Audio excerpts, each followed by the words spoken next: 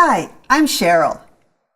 In this problem, we're asked to sketch the region whose area can be represented by the iterated integral 0 to 1, 2y to 2 dx dy. We're then going to evaluate that iterated integral so we get the area. Then we're going to redo the problem when we change the order of integration. So let's begin by figuring out what region I'm talking about here. Well, notice that my iterated integral is set up as a dx dy.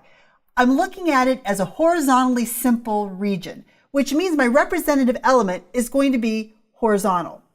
So I'm going to be going from 2y to 2. So that means that the right edge of this will be at 2. So let me draw that in.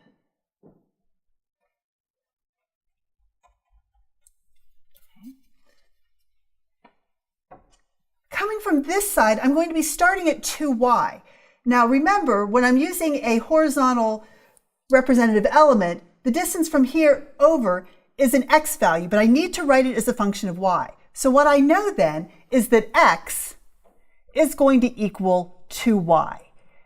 And so I'm going to write that as y equals 1/2 x, which tells me I have a line that has a y-intercept of 0 and a slope of 1/2. So I'll move up 1 and to the right 2, which means I have a line that looks like this.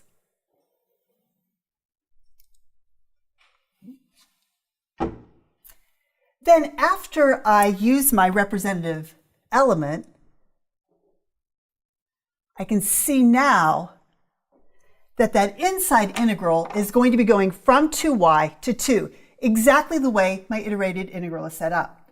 I also now know that when I do the outside, I'll be going from 0 to 1, which means that I'll be moving from 0, which is right here, up to 1. This is the point 2, 1.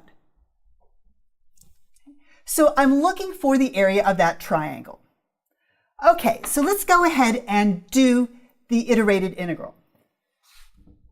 So I'm going the integral from 0 to 1. I'm going to work on the inside piece first. And since I am integrating with respect to x, this integral will be x. And I'll be evaluating from 2y to 2, and then dy. Plugging in the upper limit, I'll have 2. And then I have to subtract what happens when I plug in the lower limit. That's 2y. And that's dy. I'm ready to begin on the outside integral. So the integral of 2 dy is 2y. And the integral of minus 2y dy, that will be minus 2y squared over 2. So that's just going to be a minus y squared. And I need to evaluate that from 0 to 1. As always, plugging in the upper limit first, I'm going to have a 2 minus 1 squared, which is just 1. And then I'll subtract what happens when I plug in the lower limit. But notice when I plug in the lower limit, I get 0. So I have 2 minus 1, which is 1. Okay, so what happens if I were to change the order of integration? So in other words, I want to look at the area, and again, I'm going to use an iterated integral, but this time I want to use dy dx. Well, let me take a minute to sketch my picture again. I know I'm going to have a line y equals 1/2 x. And I'm going to stop at x equals 2, and I'm also bounded by y equals 0.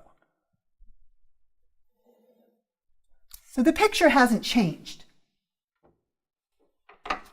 But this time, because I'm doing dy dx, I'm going to set it up so that my representative element is vertical.